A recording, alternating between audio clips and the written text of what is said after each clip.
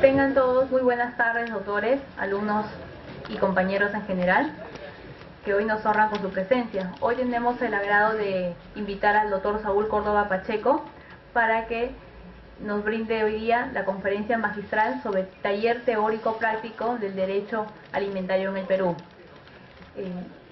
Le brindamos saludos de parte del doctor Jesús Antonio Rivera Oré, decano de nuestra casa de estudios, y de la doctora Nelly Villar Barnuevo, jefe del área del programa de profesionalización a distancia de la Universidad Inca Garcilaso de la Vega de la Facultad de Derecho y Ciencias Políticas. Asimismo, hoy le presentamos al doctor Saúl Córdoba Pacheco, quien es egresado de la Pontificia Universidad Católica del Perú, titulado por esa casa de estudios. Fue miembro de la asesoría del despacho del Ministerio del Trabajo, ex integrante del estudio Avendaño. Fue en nuestra casa de estudios jefe de grados y títulos, jefe de la Secretaría Académica de nuestra casa de estudios y jefe de la Oficina de Profesionalización a distancia. Actualmente ejerce el cargo el doctor Saúl Córdoba Pacheco como docente principal de nuestra casa de estudios. Brinda el curso de Derecho Civil y es profesor actual del programa de profesionalización a distancia de la Universidad Inca Garcilaso de la Vega. A continuación, presentemos al doctor Saúl Córdoba Pacheco con fuertes aplausos, por favor.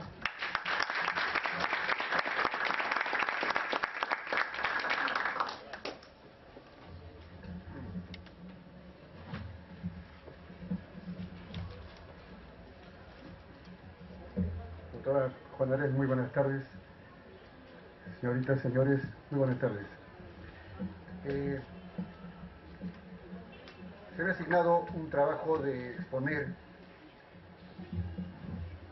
el tema vinculado con los alimentos, tema que es de palpitante realidad en todos los estratos sociales, y el enfoque puede llevarse a cabo de diferente manera, de diferente forma. Puede ser desde el punto de vista teórico-doctrinario, eminentemente legal, conceptual. Hay varias formas.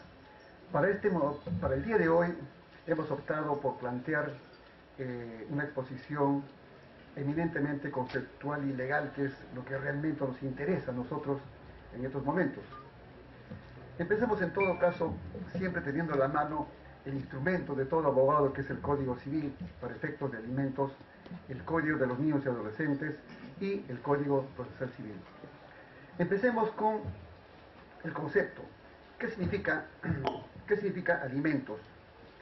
Alimentos etimológicamente significa nutrir, alimentar, ¿no es cierto? Y desde el punto de vista también legal, alimentos no solamente comprende el sustento. Mucha gente cree que alimento es solamente la comida. No, desde el punto de vista legal, civil, desde el punto de vista del derecho del niño y del adolescente, incluso dentro de la concepción procesal, los alimentos comprenden, además de la comida, el vestido, la vivienda, la salud, la educación, el esparcimiento y también la preparación del hijo para la vida futura, ciertamente. ¿Y cuál es la fuente de los alimentos? Obviamente la fuente fundamental y más importante está y deriva de la ley, ¿no? En este momento no le vamos a dar a ustedes los articulados. Leeremos en algún momento, sí, parte de la norma legal para entender el texto y el contexto de lo que significan ciertos conceptos. Decimos que la primera fuente de los alimentos es la ley, pero también aparte de la ley hay otro elemento, hay otro fundamento, hay otra fuente, que es la voluntad. ¿La voluntad de quién? La voluntad que surge espontáneamente por parte de los padres, o de los cónyuges, o de los abuelos, o de los hermanos.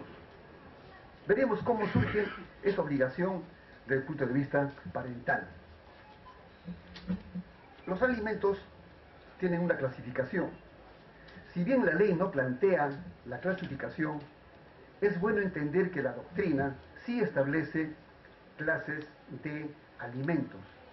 Veamos, ¿qué clases? Dice la norma legal, perdón, la doctrina, que hay una clase de alimentos llamados voluntarios. los voluntarios. ¿De dónde provienen los alimentos voluntarios? Provienen de la voluntad del alimentante. Surge de una obligación moral, ética, de ese sentimiento que todo padre tiene en favor de los hijos. Esto proviene no solamente del ser humano, proviene también del reino animal. Todo ser vivo siempre procura alimentar a su prole, a sus hijos. Esos alimentos voluntarios también tienen su fuente en la voluntad del ser humano, de la madre, del padre. Y si no hay esto, de los parientes cercanos, consanguíneos, que lo veremos también. Este alimento voluntario viene fundamentalmente, decimos, de los parientes. Se genera en el parentesco. Ustedes seguramente ya sabrán, algunos de ustedes, qué es el parentesco, ¿no? El parentesco viene a ser la vinculación que existe entre parientes que provienen de un mismo tronco o de la sangre. Por ejemplo, parentesco que como tiene su fundamento en la sangre, decimos son parientes consanguíneos, padres con hijos, abuelos con nietos, ¿cierto? Todo parentesco tiene tres conceptos: el concepto de tronco, el concepto de línea y el concepto de grado. ¿Qué es el tronco? El tronco viene a ser el pariente que significa la raíz de todo parentesco. Por ejemplo, los padres vienen a ser el tronco de los hijos, el abuelo de los nietos, y así sucesivamente. La línea viene a significar la sucesión ininterrumpida de grados de parentesco. Y el grado viene a ser la distancia que hay entre un pariente y otro. Hay líneas rectas o directas y la línea colateral. Entendamos, la línea recta viene desde el cuadriabuelo hasta el cuadrinieto. Decimos, ¿quiénes son parientes consanguíneos en línea recta? El cuadriabuelo, el tatarabuelo, el bisabuelo, el abuelo, el padre, el hijo, el nieto, el bisnieto, el tataranieto y el cuadrinieto. De tal suerte entonces que hay primer grado entre padre e hijo, segundo entre abuelo y nieto, tercero entre bisabuelo y bisnieto, cuarto entre el tatarabuelo y el tataranieto, y el quinto entre el cuadriabuelo y el cuadrinieto, ¿cierto? Y el parentesco, por la línea, tenemos la línea también colateral, que empieza con los hermanos. Pero ustedes se preguntarán, ¿y qué tiene que ver con el parentesco acá? El parentesco tiene una raíz profunda para los alimentos. ¿Por qué? Porque, como veremos más adelante, hay una obligación no solamente de los padres, también de los abuelos, y de los bisabuelos, y de los hermanos. Por eso tratamos del parentesco. Los parientes consanguíneos en línea colateral empieza con los hermanos. Se dan luego entre tíos y sobrinos, y entre primos hermanos. Estos parentescos tienen muchos efectos, no solamente para alimentos, sino también para efectos sucesorios. Por eso se dice que el parentesco consanguíneo surte efectos hasta el cuarto grado, y los efectos del parentesco por afinidad hasta el segundo grado. ¿Qué implica estos efectos? Se pueden pedir incluso sucesoriamente bienes hereditarios hasta esos grados, cuarto grado, o hasta el segundo grado de afinidad. Mucha gente, lamentablemente, muchos abogados, ignoran los efectos del parentesco. Están siempre pendientes solo de la esposa y los hijos. Punto. No es así. No es así. Bueno, en todo caso, decimos que estos alimentos voluntarios surgen de este parentesco consanguíneo. La pregunta es, ¿habrá obligación de alimentos entre parientes por afinidad, por ejemplo? ¿Quiénes son parientes afines? Cuando tomamos el examen para el título de abogado con expedientes, por ejemplo, si ustedes me permiten, puedo quitarme el saco porque parece que no hay ventilación, ¿no? Con perdón de ustedes.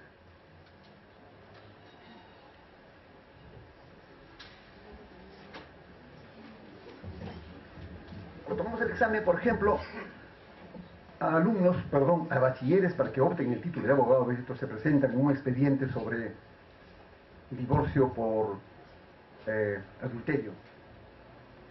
Y le preguntamos, cuando una pareja contrae matrimonio, hombre y mujer ciertamente, porque no se admite el matrimonio entre hombres o entre mujeres, porque ustedes saben perfectamente que mujer con mujer no da, hombre con hombre sí da, ¿no es cierto? ¿Cierto o no? Ojalá que entiendan eso del... Bueno, le preguntamos si hay algún tipo de parentesco entre hombre y mujer cuando contraen matrimonio. Dicen afinidad. ¿Afinidad? ¿Qué grado? Primero. ¿Qué línea? ¿Línea? Sí, pues horizontal o vertical. Vertical. Si es vertical, ¿quién está encima de quién? Entonces, no tienen los conceptos claros. En el matrimonio, la pareja, cuando se casa, no adquieren ningún tipo de parentesco. Hombre y mujer casados no son parientes. Forman lo que se llama la unión de consuno. Unión de consuno. Dos, siguiendo el precepto bíblico, se convierten en uno. Por tanto, uno mismo no puede ser pariente de sí mismo, ¿cierto? Pero sí hay una obligación alimentaria entre los cónyuges. También en forma voluntaria y por imperio de la ley. Entre ellos se deben el primer alimento. Cuando se casan, entendiendo que están casando sin hijos, obviamente, la primera obligación es alimentarse recíprocamente uno al otro. La pregunta entonces decíamos, ¿hay obligación alimentaria entre parientes consanguíneos, entre parientes por afinidad? Ustedes se preguntarán, ¿y quiénes son parientes por afinidad? Son el matrimonio es el único que genera el parentesco por afinidad. El único. No hay afinidad sin matrimonio. Y se da entre un cónyuge con los parientes consanguíneos del otro. Por ejemplo, en el hipotético caso que estuviera casado yo, mi cónyuge, digo hipotéticamente, ¿no? Mi cónyuge tiene sus parientes consanguíneos, por ejemplo, sus padres. Sus padres son mis suegros. Y yo mantengo con mis suegros un parentesco por afinidad en primer grado en línea recta. ¿Por qué? Porque mi cónyuge mantiene con su papá o con sus padres un parentesco consanguíneo, primer grado y en línea recta. La pregunta es, ¿hay obligación alimentaria entre parientes por afinidad? No, no la hay.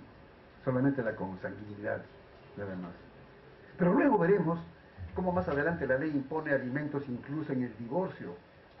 Incluso como si un cónyuge, él o ella, cometió adulterio y se divorcia por ese causal, siendo culpable, el inocente tiene que pasar alimentos divorciado a ella, pues.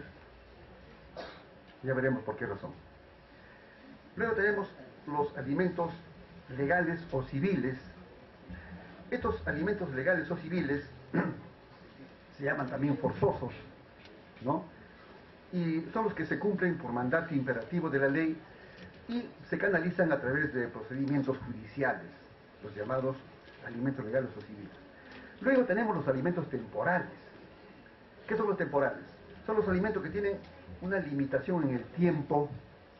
¿Qué implica esto? Por ejemplo, que los alimentos que se suministran a la madre gestante se dan hasta la etapa del parto y posparto y termina ahí los alimentos para ella. También se pueden determinar como alimentos temporales a aquellos que se administran a los hijos hasta que cumplan los 18 años. Temporales. Termina allí. Salvo que, veremos también más adelante, el hijo esté cursando estudios superiores en forma exitosa o adolezca de alguna incapacidad mental o física que no le pueda permitir subvenir o atender o satisfacer sus necesidades. En ese caso, entonces, continúan los alimentos. Luego tenemos los alimentos provisionales. Los provisionales son los que se otorgan judicialmente en forma provisoria, a través de la llamada asignación provisional, ¿no es cierto?, que se dicta antes, perdón, que se ordena, se dispone antes de la sentencia. Está esto contenido en el Código Procesal Civil, en el artículo 675. Iremos mencionando para que, si ustedes tienen voluntad y gusto de tomar nota de los articulados pertinentes. Es importante, ¿no es cierto? Si tenemos un concepto, en tal articulado. Entiendo que ustedes, la mayoría de ustedes son estudiantes, es importante tomar nota del concepto y del articulado pertinente al que se remite el concepto. Luego tenemos los alimentos necesarios. Los necesarios son aquellos que son estrictamente, como su nombre lo indica, necesarios para la subsistencia, ¿no es cierto?, para vivir. Es decir, alimentos que son solo indispensables para subsistir. Están contenidos estos alimentos en el artículo 473 del Código Civil. Luego tenemos los alimentos congruos. Tiene un nombre especial, congruos. C-O-N-G-R-O-U-S, congruos. Congruos. Se llaman también alimentos amplios. ¿Por qué razón? Porque se otorgan de acuerdo a las posibilidades del deudor, del obligado, y porque los necesita también el alimentista, el beneficiario. Amplios, ¿por qué? Porque no solamente comprenden la comida, sino comprenden, como hace un momento dijimos, el vestido, la vivienda, la educación, la salud, el esparcimiento, la formación laboral del hijo. Y luego tenemos los alimentos definitivos. ¿Qué son los alimentos definitivos? Son los que pueden acordar contractualmente las partes, ¿cierto? O aquellos en los que no se puede dejar de dar alimentos de por vida.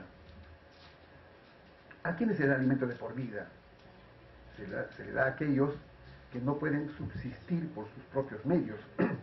Es decir, son aquellos en los que la persona no tiene capacidad para poder subvenir, atender o satisfacer sus propias necesidades.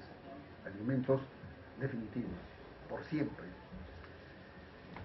¿Cómo se caracterizan los alimentos? ¿Qué características tienen los alimentos? Los alimentos son primeramente un derecho personalísimo. Cuando a veces digo primeramente, dicen algunos que en castellano no se dice primeramente, porque si se dice primeramente, se dice segundamente, terceramente, cuartamente. Pero hay una excepción para dos palabras, para primeramente y últimamente, ¿no? Nada más. Entonces a veces me permito decir en esos términos. Bueno, en todo caso, para no entrar en conflicto, en primer lugar, decimos que es un derecho personalísimo. ¿Por qué?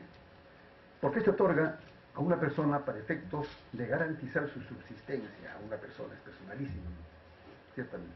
Segundo, se caracteriza porque dice que, de acuerdo, esto es importante, al artículo 487, es un derecho intransmisible, irrenunciable, intransigible e incompensable. 487 del Código Civil, repito, irrenunciable, intransmisible, intransigible e incompensable. ¿Qué implica esto? Es intransmisible. La transmisión implica conceptos sucesorios, hereditarios. Entonces decimos que intransmisible es porque el beneficiario, el alimentista, por ejemplo, el hijo, no puede dejar como herencia a sus herederos el derecho a pedir alimentos. No puede, solo él es el titular. Es irrenunciable. Irrenunciable, obvio, porque de lo contrario implicaría estar renunciando a subsistir, a vivir. No se renuncia. No se renuncia al derecho de demandar alimentos.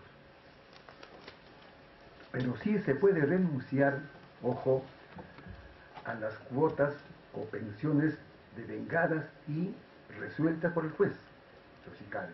Pero al derecho mismo alimentario, ni hablar. Es incompensable. Incompensable porque el obligado a alimentos no puede oponer al demandante en compensación lo que le debe por otro concepto. Por ejemplo, si yo estoy obligado a dar alimentos a una persona, a la otra persona no le puedo decir, mire, te debo alimentos, pero como tú me debes 20.000 soles por otro concepto, vamos a compensar los alimentos con lo que tú me debes. No cabe, incompensable. Por mandato imperativo de la ley, incompensable. Y también se dice que es intransigible. Intransigible porque los alimentos, teniendo una naturaleza existencial, no es pasible de transacción. No. Lo que la ley dice, lo que el juez diga, lo que la parte necesita, lo que el obligado puede, eso no se transa. Es intransigible. También se dice que es equitativo. ¿Por qué equitativo? Equitativo, conforme al artículo 481 del Código Civil, la pensión alimenticia se establece en proporción a la necesidad de quien los pide y en proporción a la capacidad del obligado. Yo no puedo pedir lo que se me ocurra, cuanto quiera. Pido de acuerdo a mi necesidad y se otorga en razón de la posibilidad del obligado. Es equitativo. Es mancomunado también los alimentos. ¿Por qué mancomunado? Mancomunado, concepto contenido en el 477, en el artículo 477, que implica que si dos o más personas son las obligadas a dar los alimentos, el monto se divide entre todos ellos, ¿no es cierto?, en parte proporcional a sus respectivas responsabilidades. Luego tenemos la solidaridad. Si la primera premisa es que si hay varios obligados, el monto se divide entre ellos de acuerdo a sus posibilidades, también es posible que el juez diga que uno de ellos es el que debe pagar. Si paga al que el juez señala, el que paga está obligado a repetir a los demás. Repetir es un concepto jurídico nuestro. Es decir, si somos varios obligados, y el juez me dice, usted paga, yo pago, por todos ellos. Pero repito contra los que he pagado. ¿Qué implica? Recupero, los reclamo, pido que me compensen lo que yo di en nombre de ellos. Eso se llama repetir. ¿Cierto? Luego la indistinción, otra característica de los alimentos, la indistinción. ¿Qué es esto? La indistinción. De acuerdo al artículo 235 del Código Civil, 235, todos los hijos tienen los mismos derechos, sean hijos matrimoniales o extramatrimoniales. Todos tienen los mismos derechos sin distinción alguna.